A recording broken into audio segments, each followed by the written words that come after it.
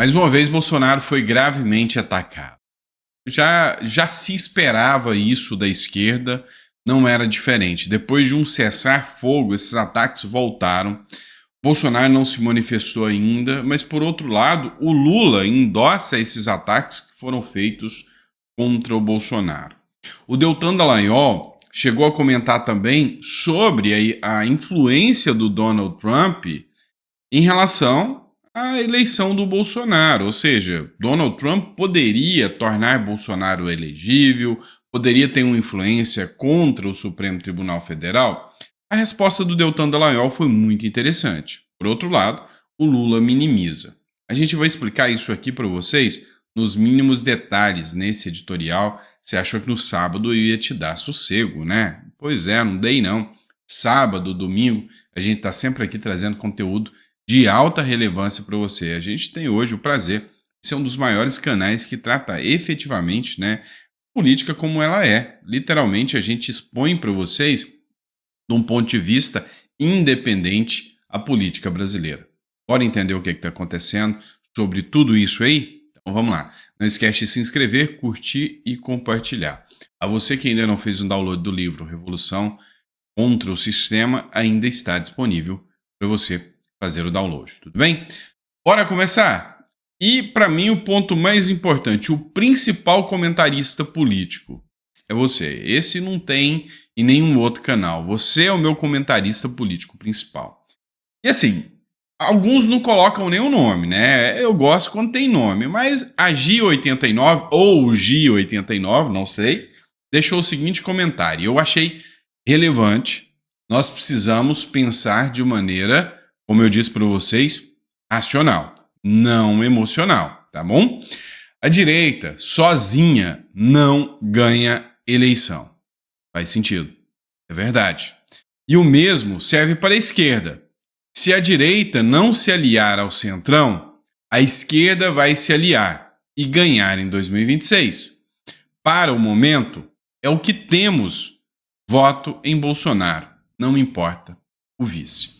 Esse argumento do Gi aqui começa a partir de um momento que aventou-se o Michel Temer como vice do Bolsonaro. E não foi qualquer um. Começou com o blog do Ismael, que não sabe se é uma ilação, se ele inventou, se ele teve informações sobre isso. Então começou com o blog do Ismael, ou se ele fez isso pensado para que o Bolsonaro chancelasse depois, ou seja, foi um mensageiro do Bolsonaro, porque o Bolsonaro falou, não, tem a possibilidade aí, aventa-se, do Michel Temer ser meu vice. O negócio é que o próprio Temer falou, não, eu não quero. Eu não quero, eu sair da vida pública, me sinto honrado e lisonjeado, que mostra que o Bolsonaro quer, mas eu tô fora da vida pública. Mas isso sinalizou que o Bolsonaro dessa vez não vai colocar um Mourão, que é general, ou um Braga Neto, também general. Dessa vez sinaliza que o Bolsonaro vai colocar alguém civil e centrão. Se bem que, Mourão, né? Enfim, o que o Gi escreveu aqui faz todo sentido. Cara, a gente tem que reconhecer esse ponto. Sozinha, a direita não vence. E, cara, se o Lula ganhar de novo, eu não ponho o pé no Brasil enquanto o Lula for presidente. Então, assim, a gente tem que repensar um pouco. Antes, um centro que comece a organizar o Brasil como foi com o Temer, do que o Lula. Eu prefiro o Alckmin do que o Lula, para ser sincero. A ideologia é menos arraigada. Vamos lá, vamos falar dos ataques que o Bolsonaro sofreu por parte de quem? Nada mais, nada menos do que Guilherme Boulos. Pois é, a figurinha carimbada aqui resolveu tirar um time, resolveu tirar uma folga. Meu irmão, não sei se você tem esse privilégio de tô cansadinho, não vou trabalhar, mas deputado tem. Pois é, desde a eleição até agora, o Guilherme Boulos não foi para a tribuna, tá? Não foi para o Congresso Nacional. E quando foi, no seu primeiro discurso, qual que é o alvo? Vou atacar o Bolsonaro? Ora, pois, afinal, odeio a extrema-direita. Extrema, né? Em primeiro discurso, pós-derrota, Boulos ataca Tarcísio e Bolsonaro. Depois da derrota nas eleições municipais de São Paulo, o deputado federal Guilherme Boulos, do PSOL, fez seu primeiro discurso público na quadra do Sindicato dos Bancários, no centro da cidade. Bem peculiar, né? No evento, ele criticou o governador Tarcísio de Freitas, do Republicano, afirmando que este pode botar a viola no saco, porque não será presidente da República em 2026. Outro ponto que o Boulos também comentou foi ataques, falando que o Bolsonaro é um despreparado, que é um inelegível, que ele não tem qualquer possibilidade de voltar à presidência da República. E essa discussão está ganhando cada vez mais força, porque eles estão tentando pagar uma imagem de, nós estamos tranquilos, mas a verdade é que estão com as pernas tremendo mesmo de medo do Bolsonaro se tornar elegível. Lula chegou a rir quando ele foi perguntado pela imprensa, né? Matéria do Estado de Minas, Lula ri ao responder se a vitória de Trump pode levar o retorno de Bolsonaro. O Lula seguiu a conversa reiterando que pretende manter diálogo com o republicano Donald Trump, se necessário.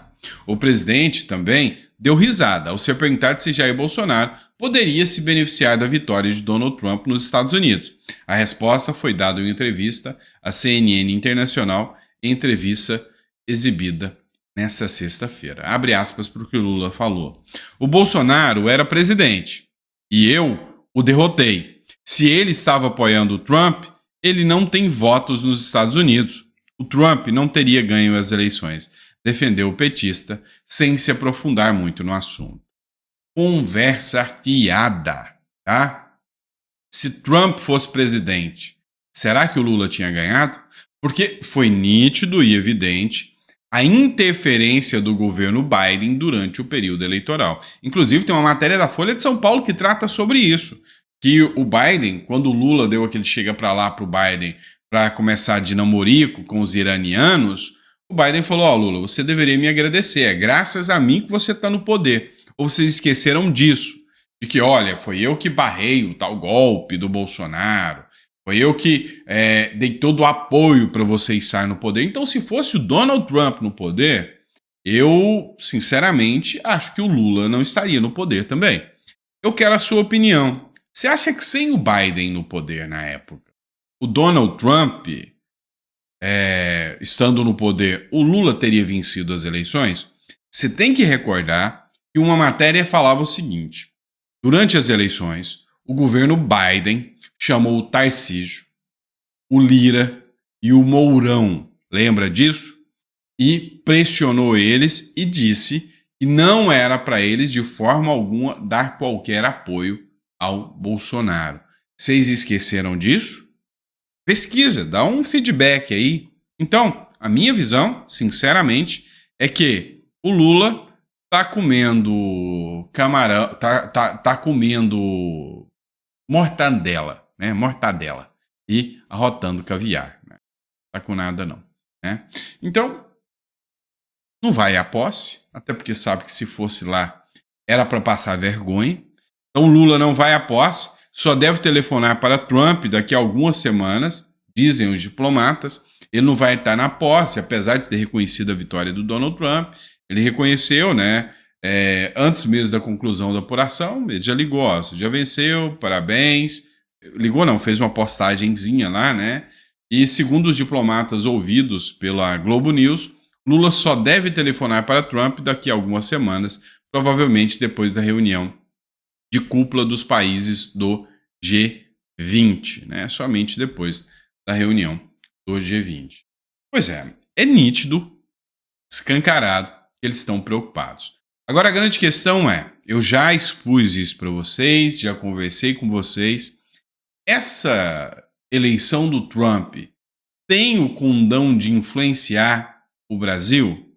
A resposta, de certo, é positiva, tá? Começando pelo... Tem a possibilidade, sim. Inclusive, o Deltan Dallagnol, ele participou de uma entrevista com o Felipe Moura Brasil. Vocês devem conhecer o Felipe Moura Brasil. E aí tem muita gente que até é apoiador do Bolsonaro, que não gosta muito do Felipe Moura Brasil, porque ele é o isentão e tudo, mas eu achei bem interessante essa entrevista. Foi imparcial, tanto por parte do Felipe Moura, quanto do Deltan Dallagnol. Uma figura que, entre os bolsonaristas, gostam dele, às vezes não. Assim, queria que vocês observassem o que ele falou, o que os Estados Unidos podem fazer contra o Alexandre de Moraes. É a matéria do Felipe Moura Brasil. E eu te convido a assistir aqui comigo. Começando pelo resultado da eleição americana, Deltan Dallagnol, você acredita que vai haver consequências em relação a esse resultado para o Supremo Tribunal Federal e o ministro Alexandre de Moraes? Eu acredito que sim, Felipe. E de onde que eu vejo isso? Primeiro porque os Estados Unidos eles têm a prerrogativa, por meio do Departamento de Estado e do Tesouro, de impor constrições para pessoas que praticam violações internacionais de direitos humanos. E, dentre essas constrições, eles podem proibir a viagem para os Estados Unidos, deportar se a pessoa estiver lá, podem bloquear bens e podem até proibir relações comerciais e bancárias com cidadãos americanos e com o território americano. E são... Vamos lá. O que o Deltan Dallagnol está explicando aqui? Cara, a primeira coisa é que todo mundo está de olho para ver qual será a reação, até porque o Elon Musk é o cara que é o conselheiro do Donald Trump e ambos já demonstraram que não gostam do Supremo Tribunal Federal Brasileiro. Essa primeira ação que o Deltan Dallagnol falou são ações pessoais, ou seja, que atingem diretamente as figuras dos ministros do Supremo Tribunal Federal no seu âmbito pessoal. Os Estados Unidos eles têm essa prerrogativa de barrar que pessoas que eles acham que atentam contra a liberdade de expressão não possam estar em solo americano ou mesmo ser deportados se estiver lá. Os ministros do Supremo Tribunal Federal sabem disso, mas ironizaram, tiraram onda, fizeram piadinha com essa hipótese. Então a primeira hipótese seria essa. Parece não haver muita preocupação em ter contas bancárias nos Estados Unidos, parece não ter muita preocupação em ter o visto norte-americano ou estar indo para os Estados Unidos. Mas continua o Deltan. São sanções impostas para ditadores, para pessoas que praticam violações de direitos humanos no mundo. E uma coisa era o Biden avaliando isso. Outra coisa agora, o Trump avaliando isso, tendo do lado dele Elon Musk. Elon Musk, que já tem uma função prometida pelo Trump dentro da Casa Branca, uma espécie de gestão de eficiência do governo, e Elon Musk, que fez doações pesadíssimas para o Trump ao longo da campanha, a ponto de sortear $1 milhão por dia, desde aí o dia, salvo engano, 17 aí do mês passado até a eleição agora no começo desse mês, sorteou $1 milhão por dia por eleitor nos estados que eram aí os swing states, os estados pêndulo, os estados chaves dessa eleição. E o próprio Elon Musk que doou milhões e milhões de dólares também para a campanha do Trump. Então o Elon Musk ele tem uma voz muito forte no governo do Trump. Além disso, ele foi lá no maior podcast do mundo, do Joe Rogan, defender o Trump, ele usou o X para defender o Trump, ele foi um dos principais protagonistas dessa eleição presidencial. X é o X, o antigo Twitter, Deltan Dallagnol tá aqui. Moderno. Eu tô moderno hoje. Eu tô falando moderno. inglês. Exato. Então, o próprio Trump agora agradeceu recentemente, nessa semana, o Musk, dizendo que o Musk é um gênio. Então, além de ser a pessoa mais rica do mundo, agora o Musk é uma espécie de braço direito da pessoa mais poderosa do mundo. Pessoa essa que tem nas suas mãos o Departamento de Estado, o Tesouro Americano, que pode impor constrições para quem viola direitos humanos. Mas não é só isso. Os Estados Unidos... Pronto. Essa é a primeira etapa, né? Ou seja, seriam constrições econômicas e financeiras em relação aos próprios ministros do Supremo Tribunal Federal. Agora, tem uma outra linha, e essa linha é a que eu quero que você preste atenção. Essa linha, ela vai para além, né, das constrições pessoais, e aí elas já focam e miram tanto o Brasil como nação, como Estado, como também os ministros, só que dessa vez atingindo um estado de pressão maior, que pode atingir até a liberdade deles. E os Estados Unidos têm uma força muito grande em cima disso, quando a gente trata do próprio Tribunal Penal Internacional, quando a gente trata do Tribunal de Haia. Então você vai entender um pouco mais o que o Deltan explica aqui. Unidos são os principais financiadores da Comissão Interamericana de Direitos Humanos e da Corte Interamericana de Direitos Humanos, que formam o Sistema Interamericano de Direitos Humanos, que pode e vai julgar os abusos de Alexandre de Moraes, que foram levados por uma série de peticionários. Essa é uma das responsabilidades desse sistema. O Brasil faz parte do sistema, pode ser julgado, pode ser condenado. Inclusive, a Corte Interamericana pode mandar o Brasil indenizar as vítimas e cassar as decisões judiciais. E, para que seja julgado esses casos, e entrando no mérito, eu não tenho dúvida de que as decisões de Alexandre de Moraes vão ser cassadas, é preciso uma certa prioridade, porque quais casos vão ser julgados, a pressa com que são julgados é uma escolha discricionária, mas o poder de financiamento dos Estados Unidos sobre o sistema é muito relevante e pode influenciar isso. E para fechar, tem ainda o poder do Congresso americano, porque agora não só o Trump está à direita, mas o Congresso americano, tanto o Senado como a Casa dos Representantes, estão à direita. E podem avançar, a partir disso, projetos de lei como aqueles que estavam sendo conduzidos, propostos pelo Darrell Issa, pela Maria Elvira Salazar, pelo Chris Smith, que foram reeleitos e que defenderam projetos de lei para impor sanções àqueles que censurassem a liberdade de expressão de cidadãos americanos, como o ministro Alexandre de Moraes tem feito ao longo dos últimos tempos. Ou seja, na minha visão, a batata do Alexandre de Moraes e dos ministros supremos está assando. Pois é, você vê que é uma pressão aqui grande, né? E a análise do Deltan Dallagnol, ela é uma análise coerente, né? Ela busca fazer uma visão em cima das ações dos ministros do Supremo com base num grupo, né, que está nos Estados Unidos hoje, que se tornou a maioria, que se tornaram os cabeças de chave, né? O Trump é o presidente do país. A gente até agora, mesmo com o Biden, teve avanços contra o Supremo Tribunal Federal. E aí vários casos começam a ser expostos, como por exemplo, a gente pode citar o caso do Felipe Martins. A Bia Kicis fez uma publicação sobre o Eduardo Bolsonaro, revelando um pouco sobre esse caso Felipe Martins. Ouça só. Americano, inclusive o presidente Trump, tem essa plataforma muito forte, se preocupa muito com o controle de fronteira, com a imigração ilegal e esse tipo de coisa. E isso é totalmente conectado com o caso do Felipe Martins. Felipe Martins, ex-assessor especial do presidente Bolsonaro, ficou preso mais de 6 meses no Brasil por supostamente ter viajado aos Estados Unidos, como se isso fosse um crime. Só que o negócio não está somente aí. É que quando ele não foi aos Estados Unidos, é porque o Felipe Martins não foi aos Estados Unidos da maneira como a Polícia Federal do Alexandre de Moraes estava acusando ele. Só que foi inserida uma entrada falsa do Felipe Martins no território americano por burocratas de imigração norte-americana. E isso daí, agora que passou as eleições, virá à tona através do Congresso dos Estados Unidos, que um deputado, um senador americano, ele tem poder de requisitar, de chegar e chamar para ir prestar depoimento no Congresso, não somente os ministros, como ocorre conosco no Brasil, que temos esse poder. Um parlamentar americano pode chamar diversos burocratas, e eu tenho certeza, pegando as informações corretas, requerendo as informações corretas para as autoridades americanas, achando a pessoa que alterou, que falsificou a entrada do Felipe Martins nos Estados Unidos, a gente provavelmente também chegará nas autoridades brasileiras que provocaram os americanos para fazer essa inserção falsa. Não sei se vocês entenderam aqui qual é a linha de raciocínio. O que aconteceu com o Felipe Martins? Felipe Martins era o assessor direto do Bolsonaro. Lembra disso? O Felipe Martins ficou preso por muito tempo por ordem do ministro Alexandre de Moraes, apesar de inúmeras provas demonstrarem que ele não tinha culpa, não tentou fugir do Brasil. Um dado que adveio do governo norte-americano diz que o Felipe Martins tinha saído no avião presidencial quando o Bolsonaro foi para Miami.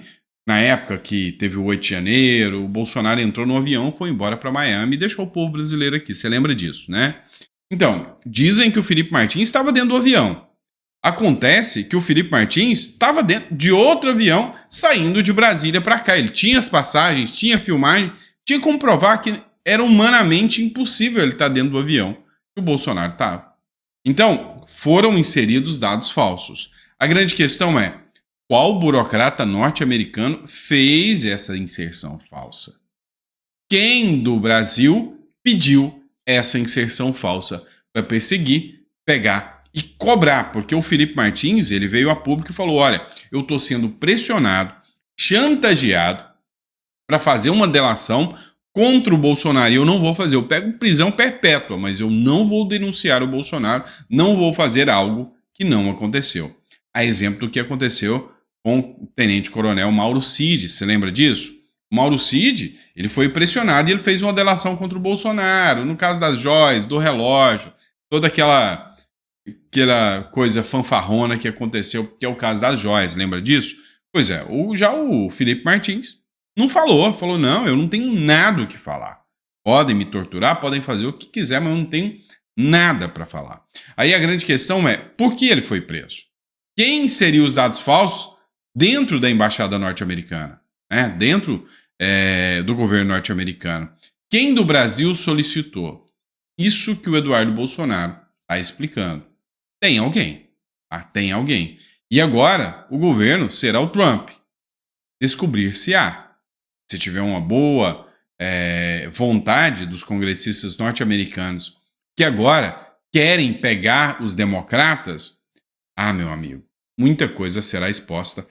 A hipótese aqui é que aquilo que tanto torceram em relação ao Trump vai acontecer com o Biden, né? Cadeia, bem provável, né? Para o Biden, talvez não pela sua idade, porque já está senil, mas assim, o filho do Biden já está com problema. Então, é sempre assim, muita coisa se descobre da esquerda depois que ela deixa o poder, não é? E é isso, pessoal. Espero que vocês tenham gostado do nosso editorial. A gente volta daqui a pouquinho com mais conteúdo para vocês. Um grande abraço e até a próxima.